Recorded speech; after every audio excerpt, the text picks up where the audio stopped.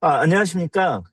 오늘 KGF의 소중한 세미나에서 말씀을 전달할 수 있게 돼서 감사합니다.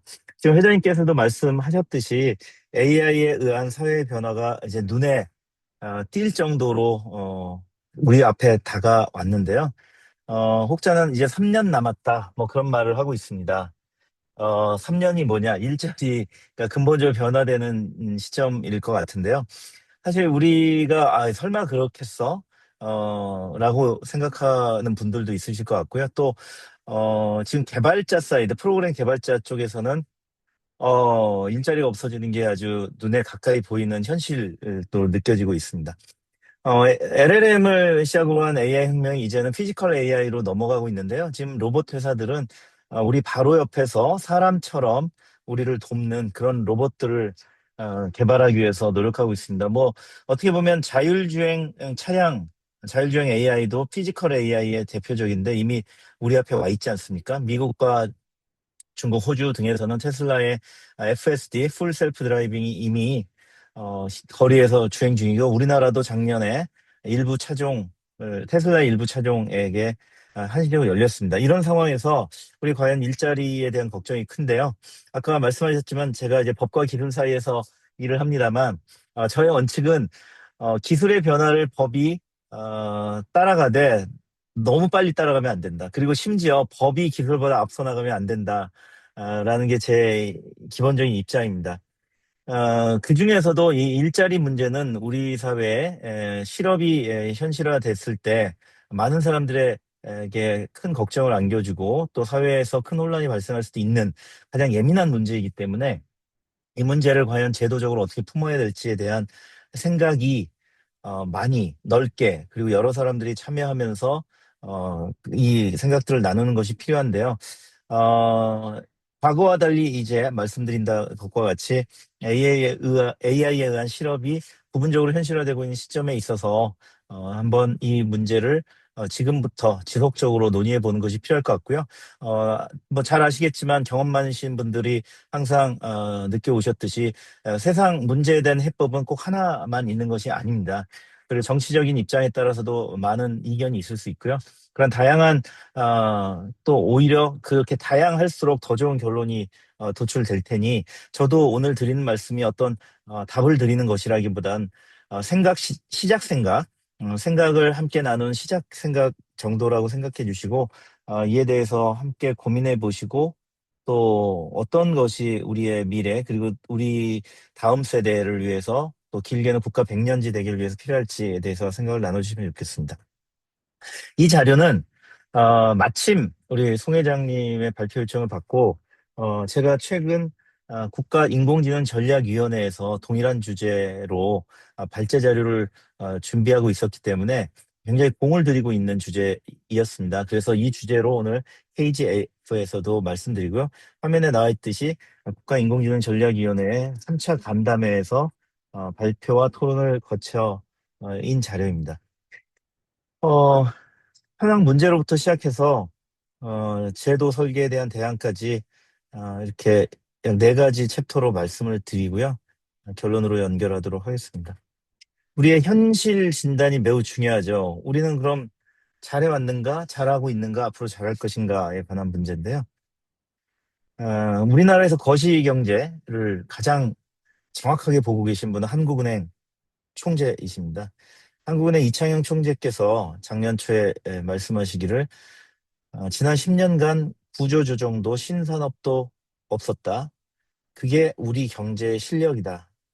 그래서 1%대 성장이고 2040년까지 경제 성장률은 이대로라면 0%대로 수렴한다.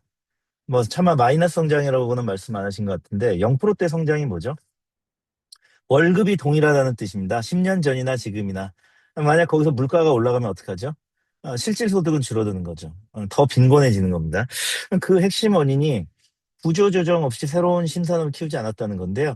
구조조정은 뭐 잘 아시겠지만 산업의 변화가 되면 좀 생존이 어려운 산업들이 있습니다. 그런 산업들은 과감하게 육성을 거두고 새로운 산업을 키워서 그 신산업으로 산업이 이동하게 되는 것을 말하는데 우리는 과거에 이런 구조조정과 신산업 변환을 잘 해왔거든요. 60년대 경제 교과, 심지어 70년대까지 우리 고등학교 사회 교과서에 우리나라는 농업 국가라고 했다고 합니다. 그게 불과 50년도 안 된 사이에 지금은 AI 3대 강국을 내다보고 있죠. 이게 산업의 진화인 건데요. 거시경제를 바라보는 한국은행의 총재께서 지난 10년간 우리나라 경제는 구조조정이 되지 않았다고 합니다. 사실 2010년대는 모바일 경제가 꽃을 피던 시절이었고요. 지금은 AI 경제로 판이 변하고 있는 시대지 않습니까? 그런데 그 사이에 우리가 구조조정하지 않았다면 우리 미뤄둔 숙제가 많은 겁니다. 그러다 보니 결과적으로 신산업이 커지지 않은 거죠. 그래서 우리나라 한국 경제는 지금 한국은행의 분석 보고서를 참조하였는데요. 이중 위기에 처해 있다고 합니다. 말씀드린 성장의 정체. 지금 2020년에 2.2%대였던 잠재 성장률이 이제 올해가 26년이죠. 1%대이고요. 2030년대를 거쳐서 이제 장기적으로 0%대로 떨어질 것이다 하는데 사실 미래는 예측일 뿐입니다. 이보다 더 나쁠 수도 있고 여기서 어, 극적인 전환, 상승을 이루어서 우리가 성장할 수도 있는 겁니다. 그 기로에 서 있는 상황이고요.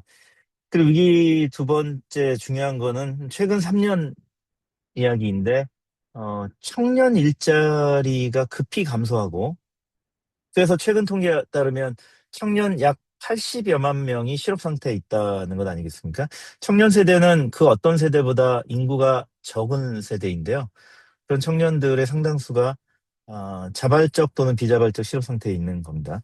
반면 뒤에서 말씀드리겠지만 고참들은 오히려 일자리 늘었다고 합니다. 그게 이제 지금 최근의 동향인데요. 그 AI 도입은 좀 피할 수 없는 숙제이자 우리 당면 과제입니다. 그것을 어떻게 바꿀 방법은 없습니다. 그래서 우리나라도 어, 이 AI 시대에 뒤처지지 않기 위해서 AI 3대 강국을 국가적 목표로 내세우고 있지 않습니까? 글로벌 분석에 따르면 GDP의 성장 잠재력이 AI를 도입할 때 12.6%의 성장을 이룬다고 합니다. 우리가 지금 0%대 성장인데 12%가 늘어난다면 이거는 가야 할 길이고 피할 수 없는 길이란 뜻입니다. 반대로 AI 전환을 성공하지 못하면 10 플러스 12%가 아니라 마이너스로 전환될 수도 있다는 얘기죠. 그러면 AI는 잘 아시다시피 육체 노동을 대체하던 산업혁명, 2차 산업혁명에서 지식 노동으로 전환되고 있는 것이 특징이고요. 그다음에 육체와 지식이 결합된 피지컬 AI, 로봇 시대가 되면 육체 노동도 지식 노동도 모두 대체되기 때문이고 우선은 지식 노동에서 그 파급이 큰데요. 고위험 노출 직군은 회계사, 법률 산업, 콜센터 데이터 입력 등 인지 노동, 즉 지적 노동을 하고 있는 산업에서 지금 일자리 감소가 급히 나타나고 있습니다. 뭐 잘 아시다시피 AI가 뭐 인간의 수학이나 여러 가지 문제 해결 능력을 뛰어넘고 일본 변호사 시험을 이미 합격하고 어, 있고 미국의 변호사 시험도 오래전에 다 합격하고 있다는 건 다 알고 계실 거고요. 그래서 이제 문제는 이런 패러다임의 변화는 뭐 여러 보고서에서 얘기했습니다. 중요한 게 이 페이지를 도출한 근거가 이번 3월 5일에 잘 아시는 클로드라는 LLM을 만들고 있는 엔트로픽이 낸 레이버 마켓 임팩트 오브 AI라는 보고서인데요. 아주 최신 보고서죠. 거기에서 이런 분석을 이미 하고 있다는 겁니다. 클로드는 뭐 세계적인 LLM이기 때문에 세계 지식 노동자들이 가장 많이 사용하고 있는 툴이 아니겠습니까? 그래서 그 유저들의 사용도를 분석해 보고 이런 통계를 낼 수 있는 것 같습니다. 데이터 기반이죠. 그래서 이 엔트로픽의 보고서에서 제시하고 있는, 분석하고 있는 일자리의 감소를 이렇게 네 가지 영역에서 볼 수 있는데요.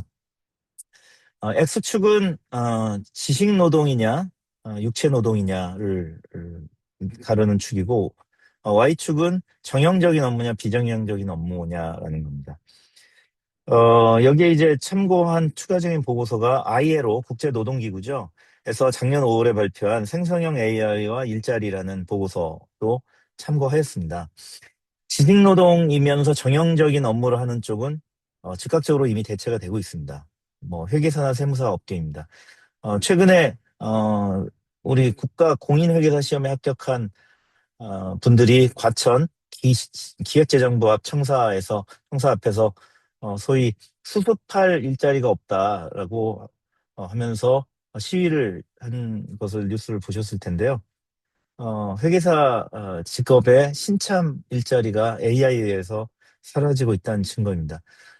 세무사나 더 단순한 법률 업무, 세무사는 단순하지 않습니다만, 정교한 법률 업무인데 다 세법에 의해서 이루어지고 예규에 의해서 이루어지다 보니 그것을 학습한 AI가 사람의 일자리를 상당히 대체할 수 있게 된다는 겁니다.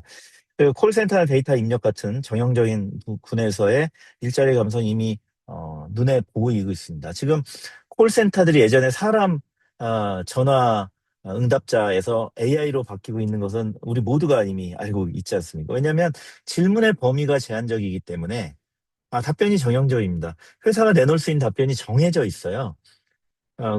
그 콜센터의 담당 전화 받는 직원이 어, 하고 싶다고 해서 주고 싶다고 해서 마음대로 줄 수가 없죠. 그리고 제한된 서비스, 그 회사의 서비스를 기반으로 한 질문들이기 때문에 질문의 범위가 한정됩니다. 이렇게 정형적인 부분에서는 이미 일자리 감소가 대표적입니다. 많이 보고 계시겠지만 주차 요금을 징수하는 부스에 앉아있던 사람이 이미 거의 사라지지 않았습니까? 아주 정형적인 업무입니다. 주차 요금 징수라는 것도 지식 노동이면서 정형적인 업무였던 거죠. 그 다음으로 이제 위험한 영역은 이런 지식 노동이면서 비정형적인 업무인데요. 변호사의 업무도 상당 부분은 정형적인 부분이 있거든요. 그런 것들을 저희는 이제 패러리걸이라는 로펌 내 직원들과 함께 해결하거나 또는 전연차 변호사들이 그런 일들을 하고 있습니다. 특히 리서치 업무는 신참 변호사들이 많이 해결해 오던 업무인데 시간은 많이 들에 비해서 생산성은 높지 않기 때문에 이제 전연차 변호사들이 합니다. 근데 그 부분이 이제 대체되고 있습니다. 그래서 역시 신참 변호사들의 일자리가 사라지고 있고요. 고참들은 일을 더 잘할 수 있게 됐습니다. 미국 경제인 협회라는 곳에서 올해 1월 달에 보고서를 냈는데 이런 현상을 짚으면서 이제 로스쿨에 자녀를 보내지 마라라고 권고를 하고 있습니다. 하지만 아주 복잡한 업무들은 AI가 아직 따라오지 못했고 또 맥락을 짚는 눈은 매우 약하고 암묵지들이 부족하기 때문에 아직은 이 영역은 부분 대체입니다. 즉 법률 케이스라는 것은 사건마다 좀 다른 측면이 있습니다. 좀 전에 특정 회사의 서비스에 대한 응답처럼 정형적이거나 제한적이지 않은 거죠. 인간의 사회생활이 발전하면서 새로운 질문들, 새로운 현상들이 많아지는 그런 영역에서는 비정형적인 업무가 많습니다. 즉 정답이라고 할 수 있는 판례와 법률이 새로운 현상을 모두 커버하지 못하기 때문에 이 부분은 부분적인 대체이지만 하지만 이미 기존의 지식이 되고 있는 기존의 생활관계는 따라잡힙니다. 그 다음으로 이제 위험한 것이 육체 노동에 가까우면서 정형적인 업무인데 이게 바로 제조업입니다. 제조업은 이미 아시겠지만 로봇화가 상당히 이루어지고 있지 않습니까? 아직도 어떤 공장에서 로봇이 도입되지 않은 부분이 있다면 그 부분은 비정형적인 업무이거나 아, 공정을 자동화하기 어려운 업무들입니다. 잘 아시는 우리나라의 뭐 30조 이상의 매출을 올리고 있는 굉장히 점유율이 높은 온라인 쇼핑몰들도 100% 공정 자동화를 하지 못했습니다. 특히 물류센터에서 그 배송 차량으로 옮겨 실는 부분은 이게 사람이 인지적으로 판단하고 해야 되기 때문에 그 공정만큼은 아직도 사람이 트럭에 싣고 있고요. 모르겠습니다. 몇 년 후라면 이제 자동으로 트럭에 딱딱딱딱 실릴지 모르죠. 그리고 또 배송할 때는 그 트럭을 몰고 나가서 집집마다 배송을 해야 되는데 집집마다의 상황은 비정형적이지 않습니까? 어떤 곳은 단독주택이고 연립주택이고 아파트이거나 빌딩이거나 공장이거나 농촌마을이거나 매우 매우 다르기 때문에 거기는 배송 기사님이 그때그때 보고 판단해야 됩니다. 이걸 길거리에 놔둬도 될지 스크린 도어를 열고 들어가서 복도 안에다 놔야 될지 모두 다릅니다. 이런 부분들은 자동화가 되지 않습니다. 그래서 저 육체 정형적인 부분은 그 다음으로 위험한 부분인데요. 그 제조업입니다. 제조업 쪽은 대부분 로봇화가 가능한 곳은 거의 로봇화가 진행돼서 우리가 제조 강국이지 않습니까? 삼성전자 반도체 생산 라인은 아마도 90% 가까이 자동화 이루어졌고 아주 고도의 숙련된 노동자가 비정형적인 부분에 생산을 담당하고 있을 겁니다. 이런 곳을 그 인간이 그나마 차지하고 있는 부분도 대체하기 위해서 이제 휴머노이드가 개발이 되고 있는 것이고요. 그 다음으로 앞으로도 상당 기간 로봇이 대체하기가 어려운 부분이 바로 육체적이면서 비정형적인 노동이 이루어지는 곳인데요. 그 부분이 바로 돌봄이나 간호, 요양, 요리, 예체능, 유아교육, 보육 같은 아주 고도의 지적이거나 아주 귀중한 고귀한 분들을 다루는 곳입니다. 사람을 다루는 간병이랄지 교육이랄지 하는 것들은 앞으로도 상당한 어, 동안 로봇이 대체하기 어려울 것입니다. 누가 나의 귀한 아기를 로봇에게 맡겨서 뭐 하루 종일 있게 하기 되려면 시간이 좀 필요하지 않겠습니까? 그리고 그 딱딱한 그 차가운 쇳덩어리가 우리 애를 안고 흔들기를 원하지 않는 거죠. 자, 그리고 예체능 영역도 마찬가지. 실현자들은 상당 기간 대체하지 되지 않을 거랍니다. 왜냐하면 실현자의 우리 육성과 악기의 소리와 스피커에서 나온 소리는 완전히 다릅니다. 그래서 누구나 아직도 실제 공연을 보러 가는 것이죠. 자, 이렇게 네 가지를 나누어서 AI에 의한 대체가 많이 되는 것과 적게 되는 것이 지금 동시에 공존하고 있기 때문에 어떤 영역에서 일하시느냐에 따라서 우리는 뭐 AI 아직은 멀었는데 이런 분들도 있는가 하면 어떤 영역은 정말 여기는 지금 부풍 한설이 몰아치기 시작했다라는 얘기를 하고 계신 거죠. 최근에 그러지 않을 것이라고 생각했던 프로그램 개발자들, 컴퓨터 프로그램 개발자들이 클로드 코드 같은 바이브 코드가 바로 몇 달 또는 길게는 1년 사이에 고도화되면서 지금 일자리를 위협받고 있다는 소리가 들리는데 그래서 반사적으로 대학의 컴퓨터 공학과의 교수님들이 걱정이 좀 많으십니다.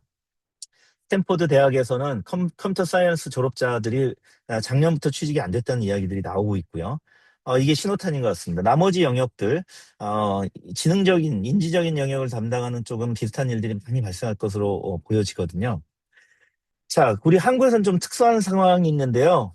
최근 한국은행의 이슈노트 작년 10월자의 보고서인데 믿기 어려운 상황이 발생하고 있습니다. 50대 이상의 근로자, 노동자는 숙련된 경력직이라고 할 수 있지 않습니까? 일자리가 오히려 20만 이상이 늘었고요. 비슷한 숫자의 청년층 일자리가 줄었습니다. 21만으로 보면 비슷하죠. 아니, 이게 어떻게 된 일이야? 50대 이상 일자리가 늘었다니? 라는데, 왜냐하면 AI가 대기업들 위주로 많이 도입되면서 신규 채용할 때 경력 채용이 늘어나고 있다는 뜻입니다. 그리고 신규, 말 그대로 대졸 신입의 채용 또는 저경력자들의 채용은 문이 닫혔다는 이야기입니다. 그래서 지금 청년들이 약 80만 명 정도가 실업 상태에 있다는 통계가 나오고 있지 않습니까? 그 원인은 한국은행에서는 감소분을 분석해 봤더니 감소분의 99%가 AI 고노출 업종이다. 정형화된 업무가 자동화되고 있으므로 예전에 이런 정형화된 업무를 배워서 가르치기 위한 신참들의 일자리가 붕괴됐다. 그래서 결론적으로 신규 채용을 기피하고 경력직 선호가 심화됐다. 그게 청년들의 신규 채용이 줄어든 상황이고요. 반대로 AI를 도입해 보니 경험이 많은 사람들은 일을 더 잘하더라. 옛날에 후배들 시켰는데 그걸 AI가 뚝딱 해주니까 그걸 가지고 일을 더 잘하더라. 즉 암묵지를 가지고 있는 경력자들이 훨씬 잘하더라. 기왕이면 월급을 경력자들에게 주고 AI를 줘서 일을 시키면 이게 낫더라. 그리고 이런 경험 속에서는 이 경험뿐 아니라 이분들은 협업을 많이 해본 세대들이니까 어, 관계지향적인 업무를 잘하더라. 문제 해결을 잘하더라. 뭐 영업을 잘하더라. 뭐 이런 것 때문에 개발도 잘하더라. 최근에 아시다시피 제약 산업도 AI에 의한 시뮬레이션으로 화학적인 합성을 대폭 줄여서 개발 기간이 많이 줄어들었고 뭐 그런 결과 재작년에는 구글 딥마인드가 노벨 화학상을 차지 않았습니까? 그러다 보니 우리는 또 노동법이 잘 돼 있는 나라다 보니까 연공서열형 보호구조가 또 이분들의 일자리를 더욱더 보호하고 있는 이런 상황입니다. 이게 이제 세대 단층이 바로 극명하게 나타나고 가운데 있는 세대들 예를 들어 3, 40대는 여기서 이제 빨리 숙련된 경험자가 되셔야 되는데 이분들은 비빌 언덕이라도 있어서 그나마 되실 수가 있는 거죠. 그리고 새로운 기술 기량 AI를 빨리빨리 받아들이시는 분들은 살아남으실 것이고 아니라면 이제 회사에서 그게 중요한 직책을 맡지 못하실 가능성이 높은 것 같습니다. 그래서 그리고 이제 패러다임 전환은 AI 시대는 대기업 위기이고요. 산업의 구조가 바뀌고 있다 보니 새로운 일자리를 주는 회사를 창업해서 유니콘, 데카콘이 돼서 큰 기업을 성장하기가 매우 매우 어려워집니다. 아주 뛰어난 AI를 잘 다루는 분들이 성공할 가능성이 높고요. 그런 면에서는 또 새로운 세대들에게 기회가 있을 수 있는데 문제는 모든 새로운 세대가 AI를 개발하거나 잘 다루는 뛰어난 계층은 아니라는 거죠. 그러다 보니 이러한 회사들은 소위 연결에 의한 일거리들을 제공하기는 하되 그들을 정규직으로 채용하는 일자리는 줄일 가능성이 매우, 매우 높습니다. 우리가 지금 기존에도 플랫폼 노동에서 특수 고용직 노동자 또는 플랫폼 노동자가 늘어나는 현상을 지난 15년 정도 보고 있지 않았습니까? 이들은 정규직이 아닐 가능성이 매우 높고요. 일자리라기보다는 일거리일 가능성이 높습니다. 그래서 시스템에서 배정된 일을 처리하고 전체적으로 그 처리한 양의 비례해서 보수를 받는데 물론 그 보수가 정규직으로 일하는 것보다 더 많다 보니 이런 플랫폼형 일자리로 많이 이동하는 현상이 발견이 되었는데요. 승고나 크몽처럼 이런 전문 지식을 가진 분들이 플랫폼에 의해서 일을 하지만 너무너무 바쁜 일을 잘하시는 일거리를 잘 처리해주면 너무너무 바쁜 분들은 일거리가 더욱더 늘어나서 어디에 고용돼서 일하는 것보다 소득이 늘어나는 일들을 많이 보고 있습니다. 이런 이제 일자리에서 일거리를 변화하는 현상도 인터넷 시대, 플랫폼 시대 이후에 눈에 띄는 현상이었고요. 그리고 AI 시대에는 이것이 역진될 가능성보다는 이런 현상이 심화될 가능성이 매우 높다. AI는 자신들이 직접 해결하지 못하는 일거리들을 과업 형태로 내놓고 그것을 협력 파트너로서의 사람이 필요할 것이고 그러한 또 사람들의 협력을 통해서 다시 그 일거리를 정형화해서 배우고 결국 그 사람도 대체하려는 노력을 지속하겠죠. 하지만 역시 아까 말씀드렸던 안목지를 많이 갖고 있는 분들은 이러한 일거리에서 보다 강점이 있기 때문에 쉽게 AI에 의해서 피지컬 AI에 의해서 점령당하지 않으실 거라서 그분들의 일거리는 계속 늘어날 것이라고 보이고요. 자, 이런 시대에서 이렇게 변화된 시대에서 우리가 고민을 해야 됩니다. 그 인류의 역사를 보면 과거에는 밤새서 또는 하루 종일 해 뜰 때부터 해질 때까지 일해도 기본적인 소득을 얻기가 어려웠던 기아와 노동사회에서 허덕이던 시대가 인류 역사의 99%였다면 산업혁명 이후의 시대는 생산성의 향상으로 더 적은 노동과 더 많은 소득을 가져오고 있는 시대이지요. 그래서 그래서 이런 현상이 지속되고 있기 때문에 이미 100년 전인 1930년에 케인즈가 2030년경 인류는 15시간만 일할 거다, 일주일에. 그리고 한국은행 분석으로도 생성형 AI 도입은 업무 시간을 약 4% 정도 단축시킬 것이다. 지금 40시간 기준으로 1.5시간이 됩니다. 그리고 이미 영국 등 선진국은 주 32시간 근무를 실험하고 있는데요. 이거는 한국은행 이슈노트에서도 이런 보고들이 나오고 있습니다. 이거는 피하지 않을 수 없을 것으로 보이고, 그리고 특히 이렇게 해서 노동 시간을 줄이는 것이 어떻게 보면 일자리가 있는 직장의 경우 일자리를 유지할 수 있는 비결이기도 합니다. 다만 이렇게 노동 시간이 줄었을 때 그런 기업이 주는 임금도 줄어야 될 것이냐라는 말씀을 하시는 분들도 있는데 그것들이 바로 이제 새로운 시대에서 지속 가능한 노동을 위해서 어떻게 우리가 새로운 제도를 설계할까에 관한 질문인 것입니다. 그것에 대한 답은 서로 다를 수가 있죠. 한국은행의 보고서와 골드만삭스, 맥킨지라는 컨설팅 회사의 보고서들을 종합해 보니 AI 생산성과 GDP가 분명히 차이가 있다는 겁니다. 미국 기준으로 향후 약 18년 동안 AI 도입으로 글로벌 AI 선도 국가인 미국은 노동 생산성이 15%가 증가할 거라고 합니다. 그리고 글로벌 GDP는 7% 늘어날 거라는 거죠. 이러한 혜택을 그럼 어떤 기업이 볼 것이냐? AI 경쟁에서 선도국들이 그것들을 가져갈 것이라는 거죠. 선도국과 추격국, 낙오국으로 나누어 봤을 때 추격이라도 하지 않으면 낙오일 거 아니겠습니까? 낙오된 기업들은 이런 생산성의 증가를 혜택을 누리지 못하고 어떻게 보면 경제가 붕괴되거나 기본소득도 얻지 못하는 그런 극심한 양극화가 발생할 수도 있는 거죠. 그렇다면 어느 나라들이 이 AI의 시대로의 전환에 집중하고 있느냐? 압도적으로 미국과 중국입니다. 민간 투자 기준으로 볼 때 미국이 89%, 중국이 8%, 나머지 국가 3%를 차지하고 있어요. 미국과 중국만 해도 투자가 12배 차이입니다. 이 차이를 중국은 따라잡기 위해서 잘 아시다시피 뭐 딥시크 같이 훨씬 경제적인 비용으로 증류 방식을 통해서 학습을 해내고 있고 막 그러지 않습니까? 또 근데 중국의 딥시크를 또 미국의 신설 AI 기업들은 또 이걸 또 다시 추출해 증류해내서 또 베끼고 막 이러는 상황인데 역시 후발주자들이 따라가는 것이 선도주자가 앞서 나가는 것보다 훨씬 쉽기 때문에 그렇습니다. 우리는 안타깝지만 다행이기도 하고요. 압도적인 위치에 있는 추격국입니다. 그래서 3대 강국을 목표로 하고 있지 않습니까? 여기서 이제 선도국으로 일정한 분야에서는 선도국의 지위를 차지해야 될 것 같고요. 어떤 분야에서는 추격국일 것 같습니다. 그래서 10년 동안 앞으로 예상이 IMF에서 나와 있는데 그리고 OECD에서 나와 있습니다. AI 선도국은 10년 동안 노동 생산성이 1.3% 향상될 것이다. 미국, 중국을 주로 한 이야기입니다. 그리고 추격국은 0.3% 정도, 낙오국은 역성장입니다. 우리가 어떻게 가야 되며 어떻게 대비를 해야 될지가 이 분석에서 명확히 나오는 것 같습니다. 한편 또 말씀드려야 될 게, 그럼 우리는 AI 3대 강국으로 가기 위한 준비가 제대로 되어 있느냐? 사실은 좀 부족합니다. 왜냐? 모바일 시대가 2010년에 아이폰의 한국 출시로 열리면서 각 분야에서 소위 플랫폼이라는 것이 형성돼가는 시기가 지난 15년 동안이었습니다. 그동안 우리는 어떻게 했느냐? 각 산업 분야에서 디지털 변환을 성공하지 못한 쪽이 많습니다.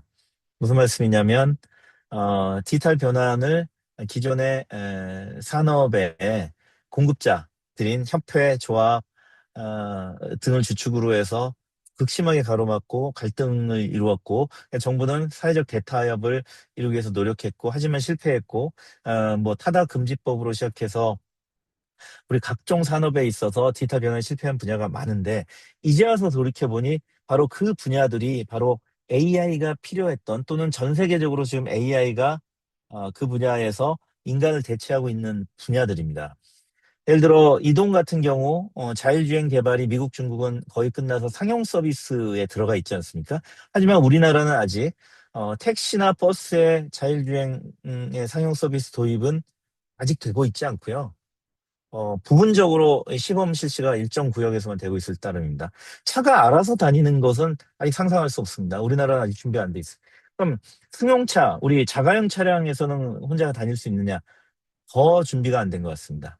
그러니까 미국과 중국의 미국의 테슬라, 그리고 중국의 뭐 지커, 리오통, 화웨이 같은 자동차 회사들은 그냥 일반 승용차의 자율주행 기능을 무료로 탑승해서 지금 팔고 있지 않습니까?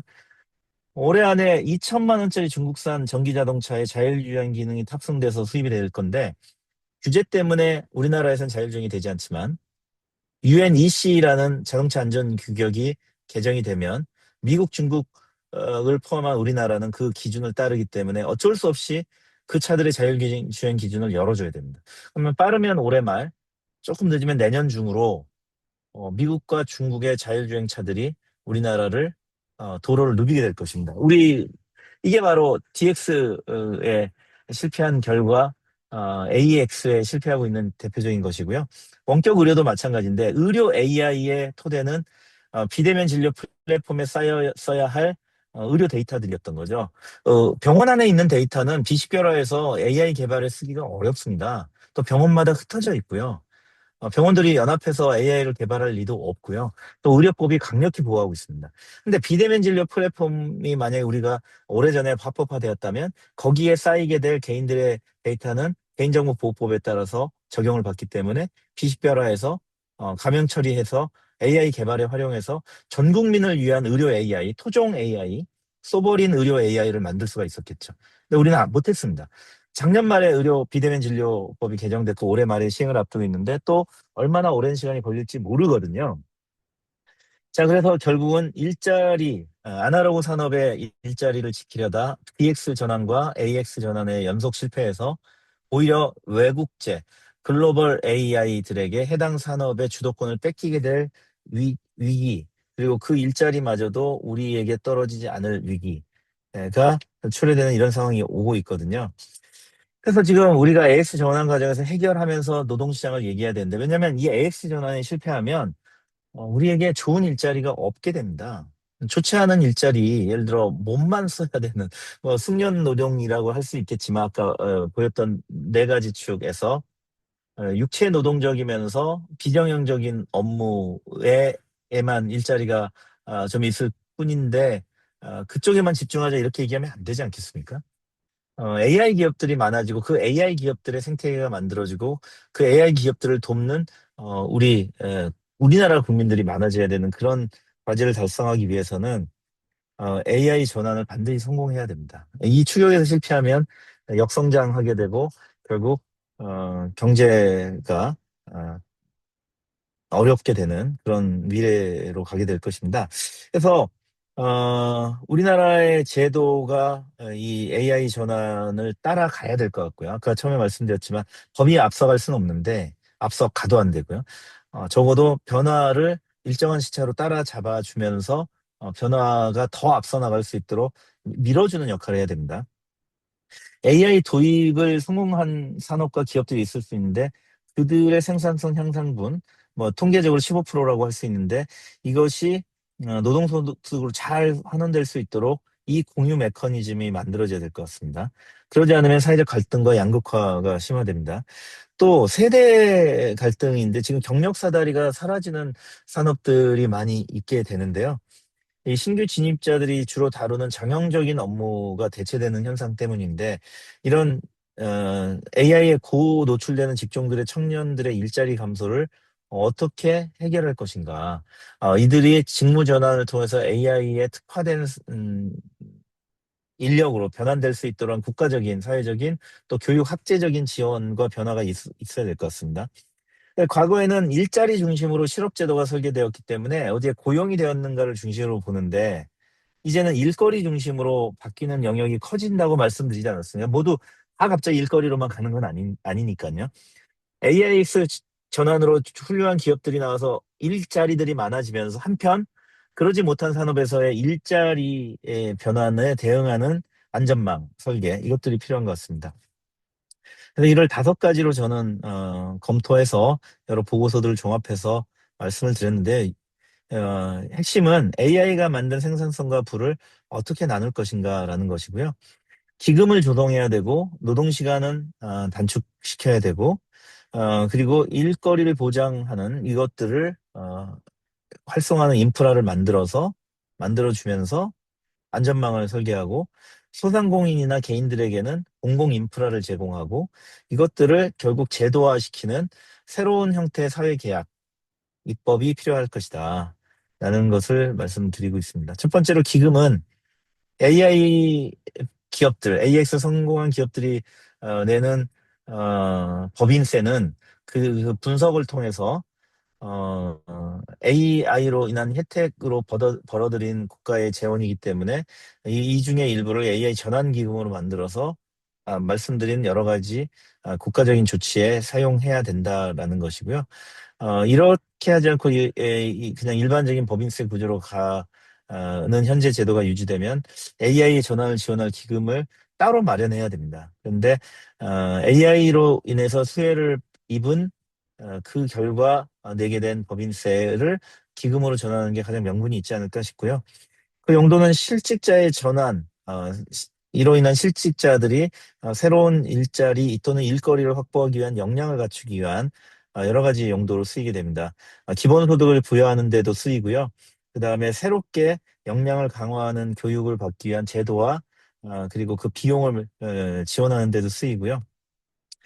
특히 기업들이 인턴십을 채용해서 숙련자로 성장시켜야 될 때 임금을 보존하는 데도 쓰이게 될 것 같습니다. 이를 위한 노사정 또 AI 전문가, AI 전략위 같은 데서 위원회를 운영해서 이런 거버넌스를 잘 잡아줘야 될 것 같고요. 노동시간 단축은 이미 작년 말에 우리 고용노동부가 발표했습니다. 주 4.5일제를 올해부터 시범 실시합니다. 2년 동안. 이건 정부가 잘 해가고 있는 곳이라서 따로 말씀드리지 않겠고요. 2030년 이후에는 선진국처럼 주 32시간제를 도입하겠다고 합니다.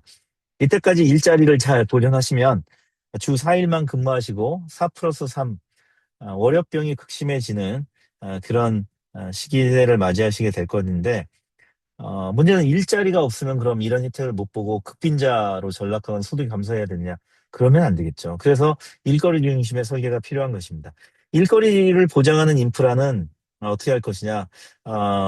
AI가 바로 플랫폼이 될 것이기 때문에 이런 플랫폼과 프리랜서들이 결국 4대 보험에 준하는 고용보험을 얻을 수 있도록 하는 시스템이 확대되어야 될 것 같고요.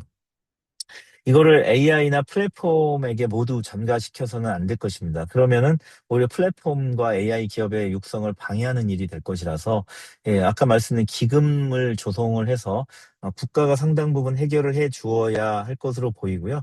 우리는 지금까지 이제 수익자 부담 원칙에 따라서 특고 노동자나 플랫폼 노동자들의 어떤 이런 문제를 해결하는 비용은 해당 플랫폼이 해결해라라고 했는데, 사실 스타트업이 그런 걸 해결하라고 하면 어떻게 스타트업이 성장하거나 성공할 수가 있겠습니까? 그런 부분들을 바로 해결하라고 국가가 있는 것이잖아요.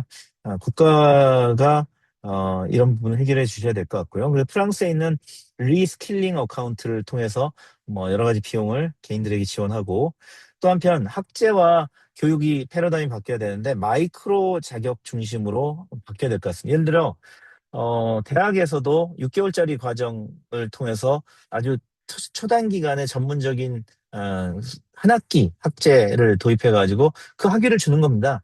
대학을 졸업하면 한 10개 정도의 학위를 갖는 거죠. 근데 지금처럼 뭐 화학과를 나와서 학사를 받고 이런 거대한 학위가 아니라 굉장히 최시대에 필요한 아주 작은 분야에, 그것은 마이크로한 분야에 특정한 기술과 역량을 인증해 주는 식으로 교육제도가 바뀌어야 되고, 이미 덕후로 초중고를 나온 분들은 해당 분야의 자격증을 쉽게 딸 수가 있겠죠. 그러니까 덕후를 양성하는 시스템으로 가야 되는 것이고, 중학교, 고등학교는 바로 이러한 마이크로한 자격들을 가질 수 있는 소양을 키우는, 즉 덕후 양성소가 되어야 될 것 같습니다. 그래서 교육 개혁이 필수적인 것 같습니다. 그냥 대학만의 문제는 아닌 것 같고요.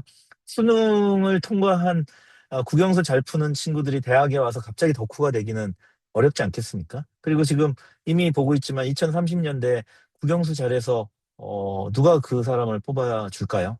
그리고 다른 걸 잘한다는 보장도 없잖아요. 중고등학교 때 뭐 해본 게 없으니까 체험을 해야 되는 거죠. 어떤 분야의 현장 체험을 많이 해본 요즘으로 치면 이씨 체험에 대한 경험을 실질적인 경험을 많이 쌓게 하는 것으로 학제도 바뀌어야지만 이런 일거리를 잘 해결할 수 있는 젊은 청년들이 양성될 것 같고요. 그리고 공공재 인프라로서 소상공인과 개인들에게 지원하는 국가의 지원이 바로 좀 전에 말씀드린 건데, 교육제도의 개혁과 아울러 기술 격차를 해소하는 것을 버거워하는 경제적 약자, 또 사회적 약자들이 바로 중소기업과 소상공인들 아니겠습니까?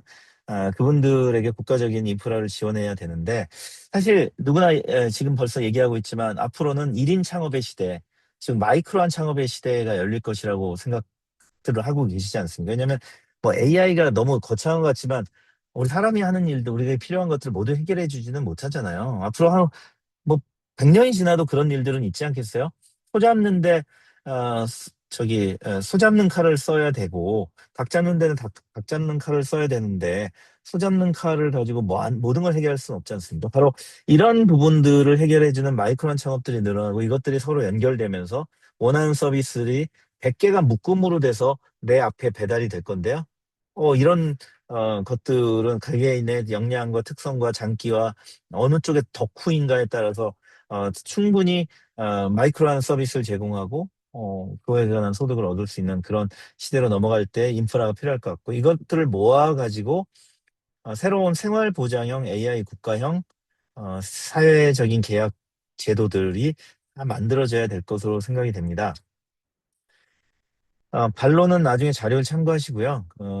핵심 제안은 그것들을 로드맵 보면 단기간에 해결해야 될 게 지금 급히 일자리가 없어지고 있는 곳에서 개인들을 전환시키고 그것에 밀리고 있는 기업들에게 어떤 지원할 수 있는 안전망 구축이 은 그쪽 산업에서 먼저 이루어져야 될 것 같고요. 아까 사사분면에서 좌상단에 있던 그런 산업들이죠.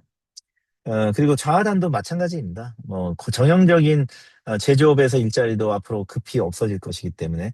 그리고 그런 곳에 종사하던 분들을 적응과 협업을 위한 제도들을 역량을 강화해야 되는 것들, 교육제도의 개혁, 이런 것들이 바로 단기간에 시작돼야 될 일들이고요. 이런 것들을 통해서 기금을 조성하고 근로 시간을 조정하고 생활보장명 안전망에 관한 여러 가지 세제라든지 기타 지원 체제를 설계하는 것이 구조적인 문제인데, 이거는 뭐 단기간에 할 문제는 아니고 사회 변화를 지켜보면서 맞춤형으로 개선해 나가야 될 것 같고요. 그리고 2030년에 또는 40년대에 새로운 전문가들을 양성하는 바로 그런 학제들, 자격증 제도, 이런 것들은 사회 변화를 충분히 보면서 만들어야 되고 학제 변화도 이끌어야 될 거고요.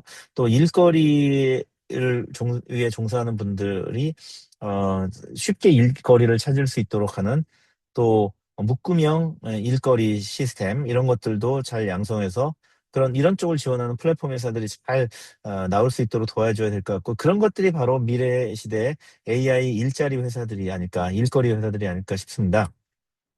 그리고 AI와 인간이 공존을 해야 되는 시대로 우리는 가야 되고, 그곳에서 잘 역할을 하는 AI 회사들을 잘 만들어줘야 아이러니하게도 우리의 일자리가 더 늘어나게 될 것이 아닌가 싶습니다. 결론적으로 고된 일은 AI에게 맡기고 인간은 더 적게 일하고 더 잘 살 수 있는 시대.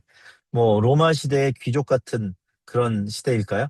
로마 시대 영화를 보면 귀족들은 치렁치렁한 옷을 입고 다 속주에서 잡아온 노예들이 일을 하잖아요. 우리의 그 노예는 바로 로봇입니다. 그래서 이제 팍스 로마나가 아니라 팍스 로보타의 시대가 열리지 않을까 하는 생각을 하고 있고요. 이것은 어떤 위협이라기보다는 어떤 축복이 될 수가 있습니다. 그래서 우리가 이런 AI 3대 강국 시대 선도 국가가 되어서 추격 국가와 낙후 국가들을 잘 도와주는 글로벌 선도 국가로 올라설 수 있는, 그래서 결국 유엔이나 국제사회에서 더 큰 영향력을 가지고 좋은 일, 선한 영향력을 하는 그런 나라로 성장하기를 바랍니다. 그래서 관련된 쟁점들이 있습니다만 오늘 여기까지 다루긴 어렵고요. 자료 뒤에는 제가 참고할 문헌들을 표시를 해 두었습니다. 참고한 문헌들을 표시해 두었습니다. 네, 이상 빠르게 전달해 드렸는데도 시간이 한 45분 정도 흐른 것 같습니다. 네, 그러면 여기까지 제 말씀 마치도록 하겠습니다. 경청해 주셔서 감사합니다.